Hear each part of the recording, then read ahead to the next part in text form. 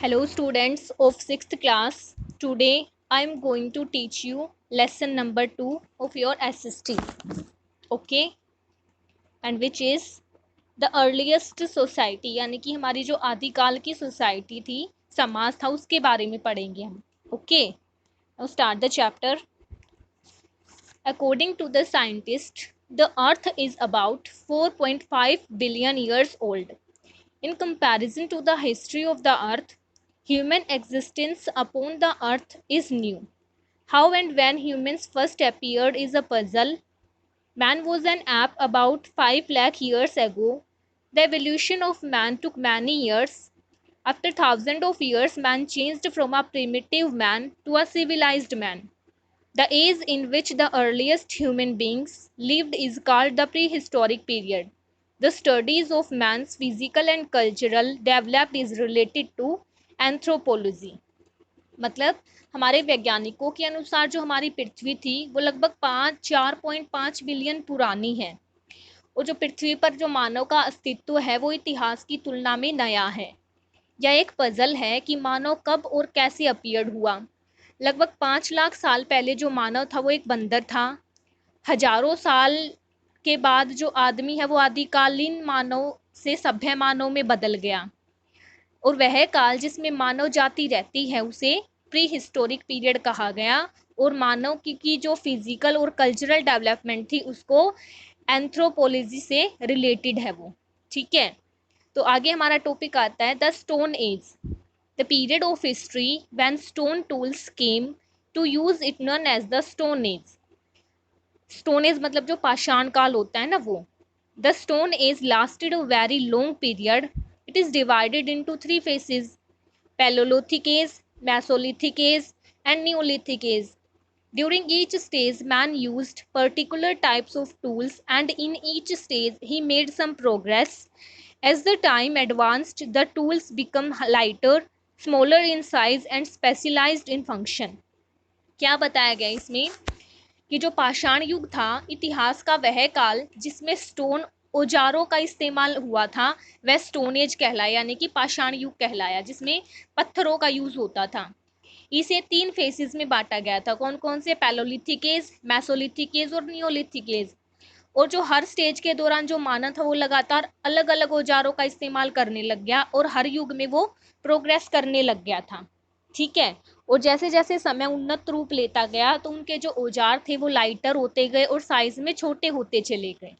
Okay, now we will read about paleolithic और old stone age के बारे में पढ़ेंगे, जिसका काल था 5 लाख BC से 10,000 BC तक. ठीक है, this period lasted from early times till about 10,000 BC, that is till about 12,000 years ago. It is further divided into early, middle, and late Paleolithic. Humans used stone tools during this period. जो ये युग था, इस युग को early, middle और late palaeolithic युग में बांटा गया, और इस काल में जो मानव था वो स्टोन टूल का इस्तेमाल किया करते थे. तो सबसे पहले हम पढ़ेंगे हंटर के बारे में. हंटर के बारे में क्या दे रखा है? The old stone age man wandered about place to place mainly in search of food, so he was known as the nomad, which means wanderer. He moved in groups to protect himself from wild animals. The Paleolithic man prepared stone tools to protect himself from wild animals. He also used stone tools for hunting animals, chopping meat, cutting wood, and digging. The tools were known as core and flag tools. He ate roots, seeds, and fruits of plants and trees that grew naturally. मतलब क्या दे रखा है Hunter में? Hunter क्या होता है? शिकार करना. तो जो ओल्ड स्टोन एज थी उसमें जो मानव था वो ज़्यादातर खाने की तलाश में एक जगह से दूसरी जगह पर घूमते रहते थे, और इसीलिए वो नोमाड जाने जाते थे, मतलब जिसका मतलब होता है घुमक्कड़, यानी कि वो घूमते रहते थे, और वो अपने आप को जंगली जानवरों से बचाने के लिए ग्रुप में घूमते थे, समूह में घूमते थे. उन्होंने खुद को जंगली जानवरों से बचाने के लिए क्या? स्टोन टूल्स का इस्तेमाल किया, और जो स्टोन टूल का इस्तेमाल था वो जानवरों का शिकार करने में करते थे, मीट को चॉप करने में करते थे, और लकड़ी काटने और खुदाई के में करते थे वो स्टोन टूल्स का इस्तेमाल. और जो औजार थे उनके वो कोर और फ्लैग के नाम से जाने जाते थे. पहले मानव क्या होता था, रूट्स, सीड्स और फ्रूट्स वगैरह खाते थे जो कि नेचुरली ग्रो करते थे ये सारी चीजें। क्यों? क्योंकि he had no idea of growing vegetables और fruits, he did not know how to farming, यानी कि ना तो उनको ये पता था कि कैसे फल और सब्जियां उगाते हैं, ना उनको खेती का कोई आइडिया था, ना वो खेती करने के बारे में जानते थे। ठीक है। और इस काल के दौरान जो सबसे बड़ी उपलब्धि मानव के हाथ लगी वो क्या थी? अचानक से आग की खोज। ठीक है।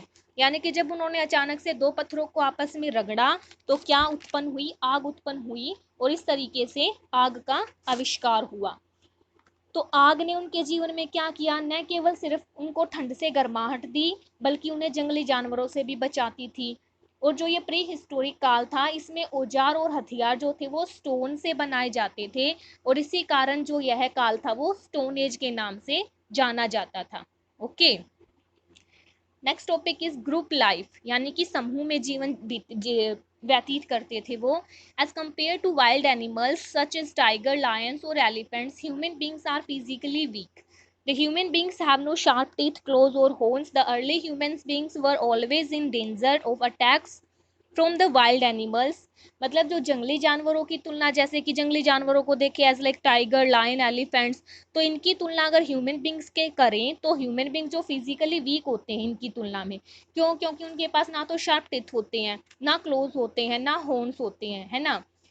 तो जो अर्ली ह्यूमन बींग्स थे वो हमेशा जंगली जानवरों के खतरे में रहते थे, राइट। और यह उनके लिए अकेला घूमना और अकेले रहना सुरक्षित नहीं था, इसीलिए वो ग्रुप में घूमते थे, उन्होंने ग्रुप में लाइफ जीना शुरू किया। जो उनके समूह होते थे वो बहुत छोटे छोटे होते थे, और उस समूह में लोग एक दूसरे की मदद भी करते थे। ठीक है। नाउ पेज नंबर 16, इसमें आता है आपका क्लोथ्स एंड शेल्टर, कपड़े और छत। During early time man did not wear clothes, later they learn to wear skin और dead animals whom they hunted from food or the barks of leaves of trees to protect themselves from wild animals and rough weather, sun, cold and rain.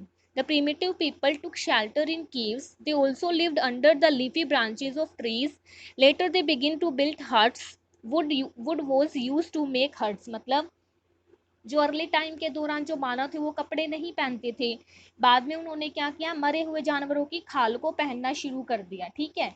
और वो खाने के लिए और rough weather से अपने आप को बचाने के लिए, जैसे कि सन और कोल्ड से, वो जंगली जानवरों को खुद से बचाने के लिए उन्होंने शिकार करना शुरू किया। ठीक है। और जो प्रिमिटिव पीपल थे वो केव्स में और पेड़ों की लीफी ब्रांचेस के नीचे रहते थे।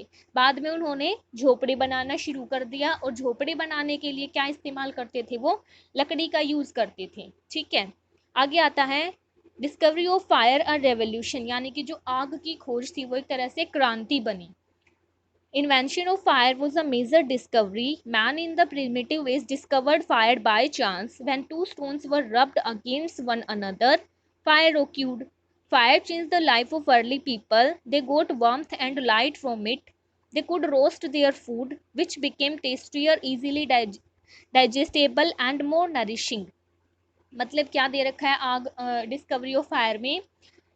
आग की जो इन्वेंशन थी वो एक मेजर डिस्कवरी थी मानव के लिए। ठीक है। जो प्रीमेटिव युग में मानव थे उन्होंने बाय चांस आग का आविष्कार किया था। कैसे? जब उन्होंने दो पत्थर को आपस में रगड़ा तो उससे क्या पैदा हुई? आग पैदा हुई। ठीक है। और आग ने आदि मानव के जीवन को बिल्कुल बदल दिया था। उससे उनको गर्मी मिलती थी, रोशनी मिलती थी, और अब वो अपने खाने को भी पकाकर खाने लग गए थे, जिससे जो खाना है वो स्वादिष्ट और डाइजेस्ट करने में आसानी होती थी। और वे रात को क्या करते थे? अपनी गुफा में जंगली जानवरों को भगाने के लिए वहां से आग जलाते थे। ठीक है। जो प्रीमिटिव मैन थे वो आग से आश्चर्य की तरह हो गए थे, और अब वो यानी कि आग उनके जीवन में इतना बदलाव लेके आई थी कि वो उनको पूजने लग गए थे, आग को, आग की पूजा करते थे वो। आगे हमारा टॉपिक आता है रिलीजियस बिलीफ, यानी कि जो धार्मिक बिलीफ है, धार्मिक विश्वास के बारे में। In the early stone age humans had no clear idea of religion, यानी कि धर्म का कोई उनको एक क्लियर आइडिया नहीं था। However, some beliefs grew out of their ignorance and fears, यानी कि वो अपनी ignorance में और fear में, डर में विश्वास करते थे. Some of their beliefs were as under, जैसे नीचे कुछ beliefs उनके दिए गए हैं. As like nature worship, यानी कि वो किसको, नेचर को पूजते थे, प्रकृति को पूजते थे. The palaeolithic man was afraid of lighting and thunder, वो किससे, लाइटिंग रोशनी से और थंडर से डरते थे. क्यों? क्योंकि उनको उसकी कोज्ड का, उसके रीजन का नहीं पता था कि वो क्यों होते हैं. He thought that they were perhaps the expression of some divine anger, यानी कि कोई देवता जो है वो उनसे गुस्सा हो गया है और इसी कारण ऐसा हो रहा है. इसलिए वो किसको पूजते थे, प्रकृति को पूजते थे.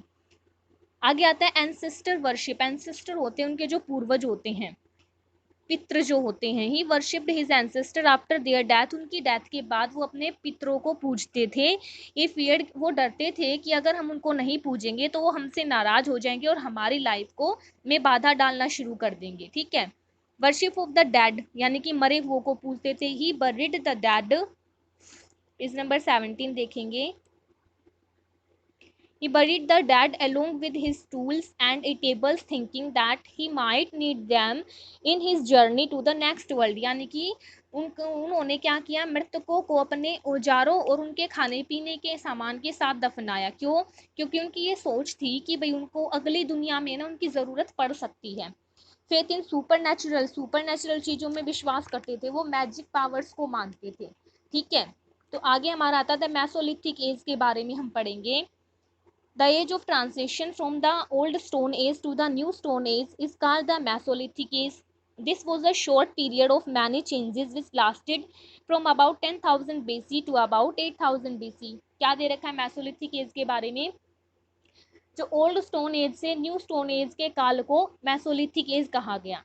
इसका काल 10,000 BC से 8,000 BC तक था.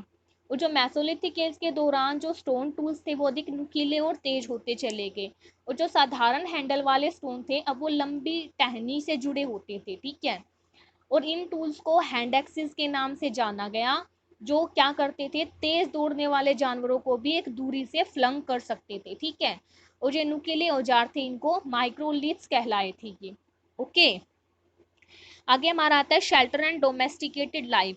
ग्रेजुअली एज द ईयर, जैसे जैसे साल बीतते गए, मैन ने क्या, स्टार्टेड लिविंग आज छोटे छोटी झोपड़ियों में रहना शुरू कर दिया जो कि लकड़ी से बनी होती थी.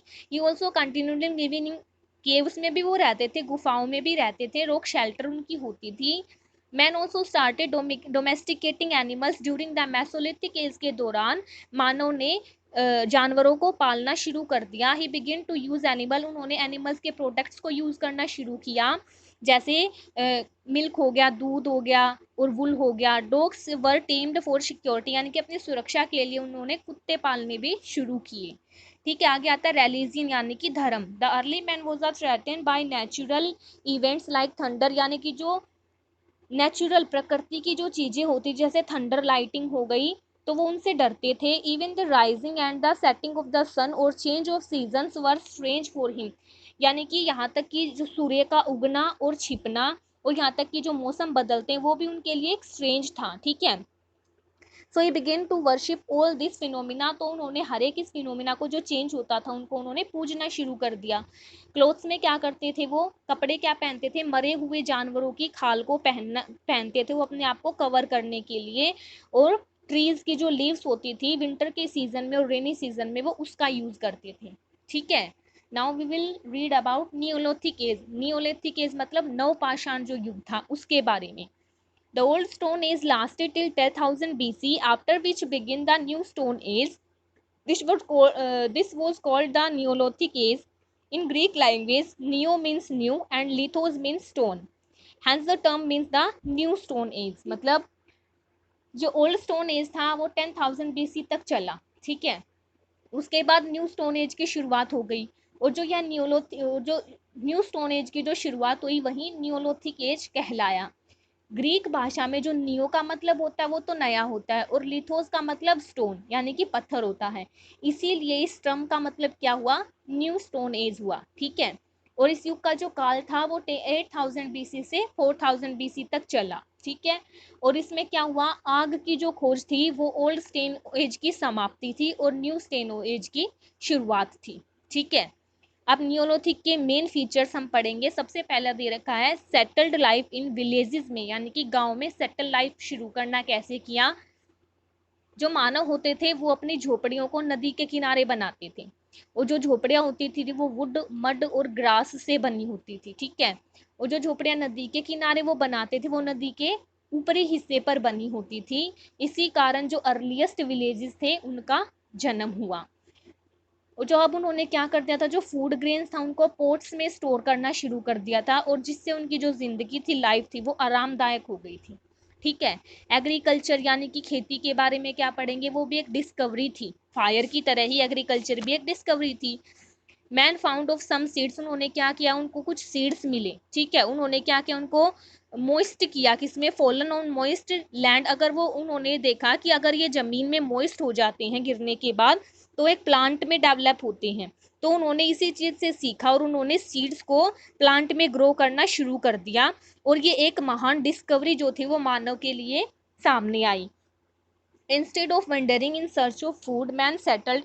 अब वंडरिंग यानी कि खाने की खोज में घूमने की बजाय उन्होंने सेटल्ड लाइफ जीना शुरू कर दिया, और वे ऐसे एरियाज में रहने लग गए जहाँ पे एग्रीकल्चर सुटेबल होती थी। ठीक है। आगे आता है डोमेस्टिकेशन ऑफ एनिमल्स। अब उन्होंने क्या किया, जानवरों को पालना भी शुरू कर दिया।